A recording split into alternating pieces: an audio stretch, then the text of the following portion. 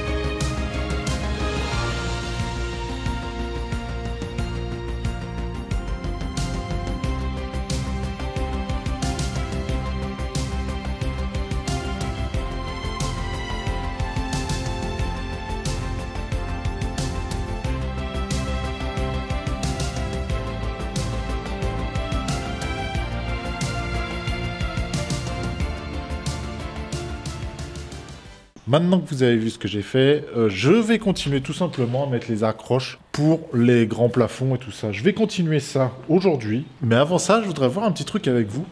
Est-ce que vous avez eu la même chose que moi aujourd'hui? Le ciel était quasiment rouge, les bagnoles dégueulasses, remplies de sable. Parce que moi, on m'a toujours raconté que quand on avait, vous savez, un peu de sable sur la voiture, Ça venait du Sahara, c'était par rapport au vent, des tempêtes et tout ça. Donc c'était du sable du Sahara qui venait se poser tout simplement sur les voitures et tout ça.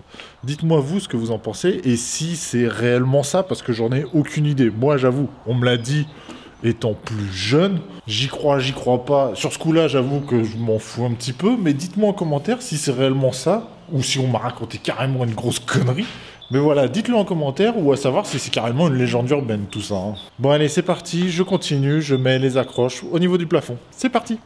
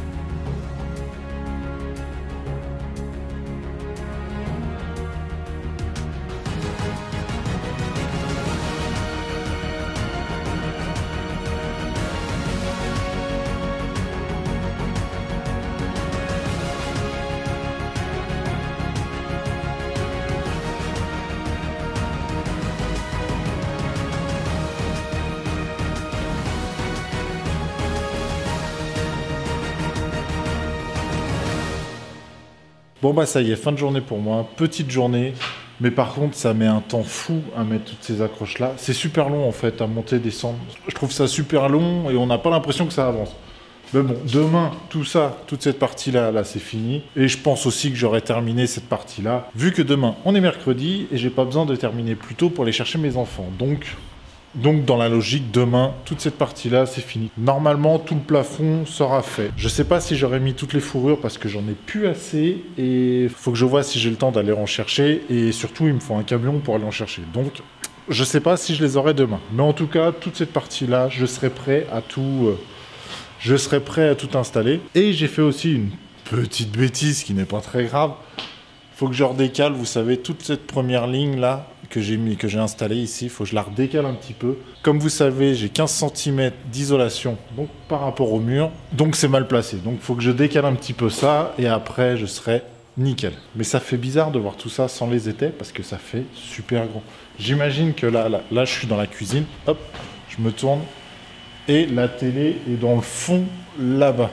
Vous imaginez, c'est tout là-bas. De où je suis là à la télé qui se trouvera là-bas, il y a 12 mètres. Donc je sais pas si on s'en rend bien compte en vidéo, mais ça fait quand même assez loin. Mais ça fait quand même une belle pièce et à vivre, je pense que ça va être top.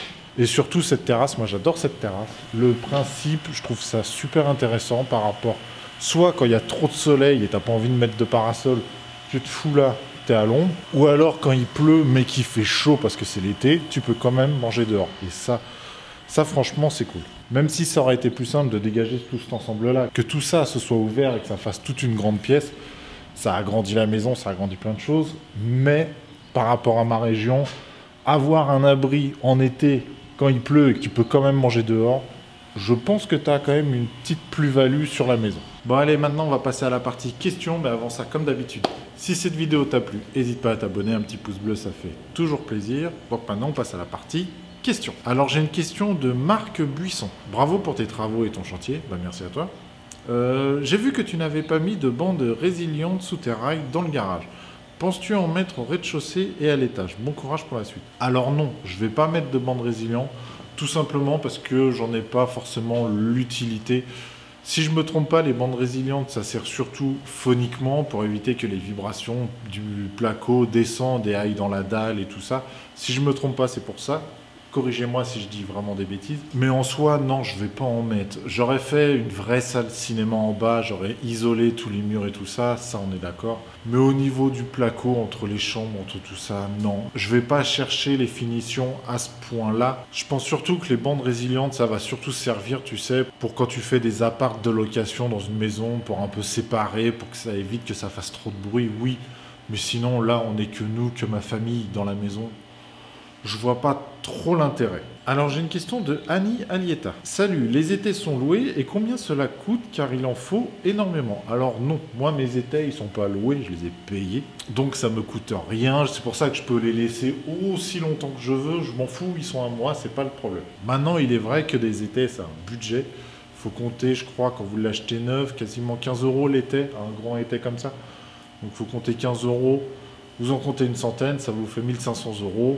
Bon, bah voilà, vous dépensez 1500 € dans vos étais, mais ils sont à vous. Après, en location, je ne sais pas ce que ça coûte à la journée, j'en ai aucune idée. Si vous devez louer sans étais pendant un mois, faites le calcul, hein. Des fois, ça vaut plus le coup de les acheter. Même si après, il faut avouer que ça va être encombrant, je ne sais pas quoi en faire. Alors, j'ai une question de Quentin Chéneau. Tu vas devoir caissonner tes poutres car elles sont alignées au linteau de porte. Alors oui, toute la grande poutre qui est à ce niveau-là, elle va être coffrée.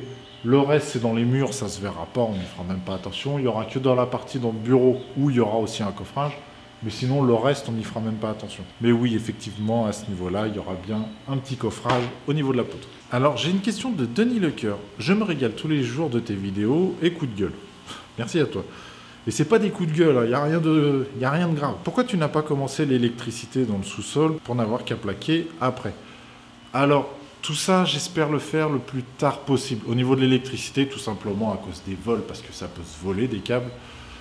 Mais je pense que je vais commencer à installer, tu sais, tout ce qui est partie plomberie, tout ce qui est partie VMC, tout ça. Ça, je vais commencer à l'installer. L'électricité, je vais encore attendre. C'est pas que je veux pas l'installer, c'est que j'ai pas envie qu'on me la pique, tout simplement. Alors, j'ai une question de Xavier Flamand. Bonjour Olivier, tu as bien avancé.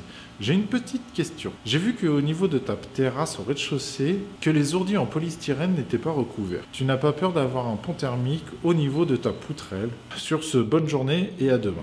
Alors oui, effectivement, je vais vous montrer. À ce niveau-là, ici, on voit les poutrelles. Et honnêtement, il est vrai que j'ai pas fait le rapprochement. Il est vrai que ça existe, tu sais, des ourdis avec recouvrement de poutrelles, mais honnêtement, je n'y ai pas pensé une seconde. Et pourtant, j'en ai déjà installé, hein. Je sais que ça existe, j'avais déjà installé dans ma première maison au niveau du vide sanitaire. J'avais mis que des ourdis comme ça mon vide sanitaire, il était nickel, bien isolé.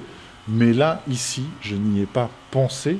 Même pas une seconde, ça m'a même pas effleuré l'esprit. Donc pour ça, honnêtement, je pense que je vais faire ça ici, je vais faire un faux plafond classique et je vais enquiller peut-être de la laine de roche ou laine de verre, je sais pas trop qu'est-ce qu'il y a de mieux pour mettre à l'extérieur. Dites-le moi en commentaire si vous avez une idée. Là, j'ai pas grand-chose, donc vous pouvez me dire un truc un peu onéreux parce que je m'en fous en soi, j'en ai pas énormément à mettre, mais que ça isole bien. Ou même directement, je ferais mettre, tu sais, la mousse que j'ai prévu de mettre dans toute la maison, la mousse pour faire l'isolation projetée. Peut-être en mettre ici aussi, je sais pas. Parce que là, j'avoue que je peux mettre un peu ce que je veux, et il est vrai que ça va me permettre de gagner quand même de la chaleur au niveau des chambres de l'étage. Bon, en tout cas, j'espère que cette vidéo vous a plu, et je vous dis à la prochaine. Donc surtout, prenez soin de vous. Ciao!